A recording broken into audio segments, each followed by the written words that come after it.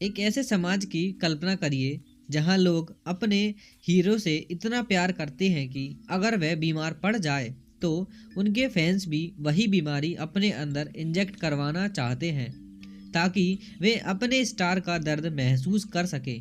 यहीं से शुरू होती है हमारी आज की कहानी, सिड मार्च। सिड एक ऐसा खास क्लिनिक, लुकास क्लिनिक में काम करता है।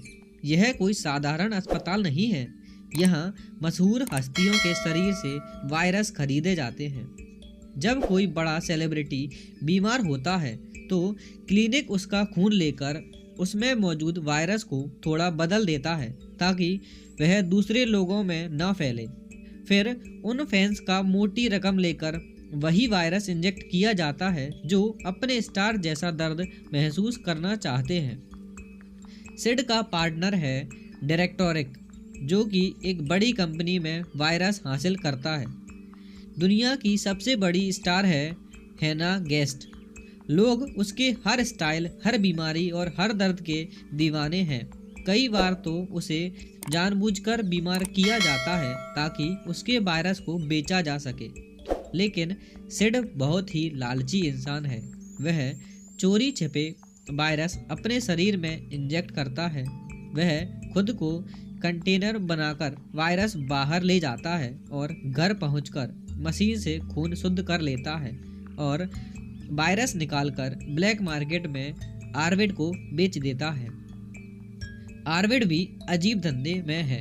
वह सेलिब्रिटीज के सेल से लैब में कृत्रिम मांस बनाकर बेचता है। हाँ, इस दुनिया में लोग अपने स्टार का मांस तक खाना चाहते हैं। एक दिन जब खबर आती है कि हैना फिर से बीमार हो गई है तो सिड खुद उसका ब्लड सैंपल लेने जाता है और इस बार लालच उस हावी हो जाता है। वह हैना का वायरस सीधे अपने ही शरीर में डाल लेता है और बिना उसे मॉडिफाई किए। यह बहुत ही ज़्यादा घातक गलती थी। रास्ते में ही उसे बहुत ही ज़्यादा तेज़ बुखार और चक्कर आने लगते हैं। घर पहुंचकर मशीन चालू करता है पर मशीन खराब हो जाती है। तभी टीवी पर खबर आती है कि हैना गेस्ट की मौत हो चुकी है। सिड एकदम से सुन्न रह जाता है। वहीं से वायरस उसके शरीर में भी फैलना शुरू हो जाता है। पूरा शहर पागल हो उठता है कि लोग हैना के आखिरी वायरस के लिए भी जान देने को तैयार हैं। सिड के पास वह वायरस है लेकिन वह खुद ही मर सकता है। लेकिन मदद के लिए सिड एक तस्कर लेविन के पास जाता है और लेविन ड्रग्स नहीं बल्कि वायरस की तस्करी करता है। वह सिड का खून मांगता है और सिड मना कर देता है, लेकिन लेविन जबरदस्ती उसका खून निकाल लेता है। लेकिन जल्द ही सिड को एक गुप्त जगह से ले जाया जाता है जहां उसे पता चलता है कि हैना अभी भी जिंदा है पर गंभीर हालत में। हैना के डॉक्टर बताते हैं कि उसे जानबूझकर एक ऐसा वायरस दिया गया था जिसे पहचानना बहुत ही मुश्किल हो।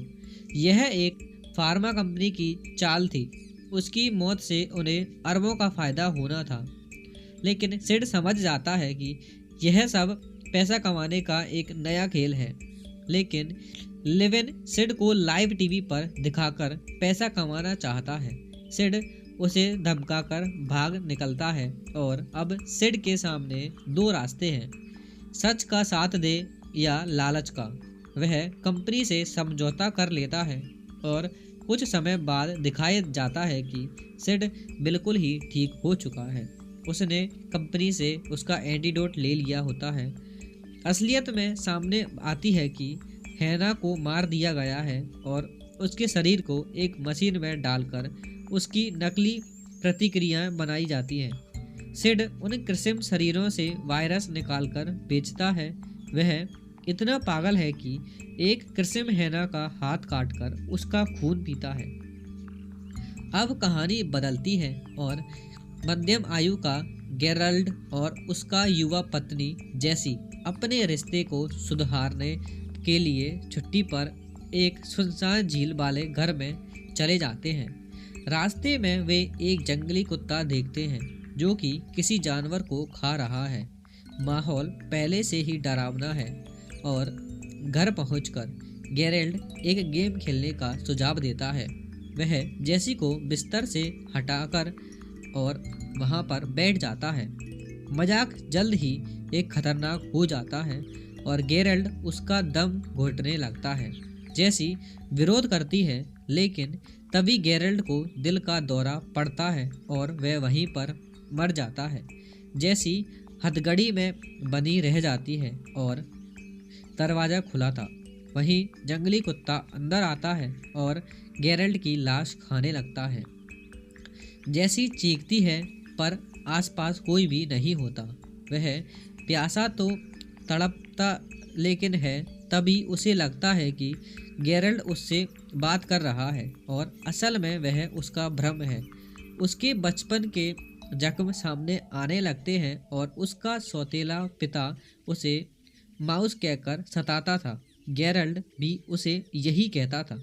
उसकी मानसिक लड़ाई शुरू हो जाती है और लंबे समय तक बंधे रहने से उसके हाथ सुन्न हो जाते हैं। वह गिलास तोड़कर अपनी कलाई काटती है ताकि खून बहने से सूजन कम हो जाए और हाथ निकल सके। लेकिन दर्द असहनीय है पर वह खुद को आज़ाद कर लेती है। कमज़ोर हालत में वह कार तक पहुंचती है। उसे लगता है कि कोई लाल आंखों वाला आदमी घर में था। वह कार लेकर भागती है पर कार पेड़ से टकरा जाती है और लोग बचा लेते हैं जेसी को। जेसी की ज़िंदगी का अब बेहतर हो जाती है। वह अपने अतीत की 12 साल की जेसी को एक पत्र लिखती है और माफ़ी भी मांगती है और साहस जुटाने की कसम खाती है, लेकिन उसे बार बार वही लाल आंखों वाला आदमी सपनों में दिखाया देता है। एक दिन अखबार में खबर आती है कि एक सीरियल किलर जो कि लोगों के घरों में घुसकर हत्या करता था और उनके गहने व हड्डियों को लेकर चला जाता था। तस्वीर देखकर जेसी एकदम सुन्न रह जाती है। वही आदमी वह अदालत में जाती है और किलर उसे देखकर कहता है, तुम बस एक भ्रम में हो। जेसी कांपती है लेकिन इस बार डरती नहीं। वह उसकी आंखों में देखती है और कहती है, तुम मेरी सोच से भी ज़्यादा घटिया हो। पुलिस उसे काबू कर लेती है और सिड की कहानी लालच और नैतिक पतन की थी। जेसी की कहानी साहस और अत्यमुक्ति की। दोनों दुनिया अलग थी पर एक सच्चाई समान थी। जब डर और लालच हावी होते हैं तब इंसान राक्षस बन जाता है और जब हिम्मत जागती है तो इंसान खुद को बचा लेता है। इसी के साथ हमारी मूवी यहीं पर समाप्त हो जाती है। अगर आपको हमारी मूवी अच्छी लगी हो तो सब्सक्राइब करो हमारे चैनल को और कमेंट सेक्शन में ज़रूर लिखना कि आपको हमारी मूवी कैसी लगी। Thank you for watching my videos. Subscribe to my channel and like करो।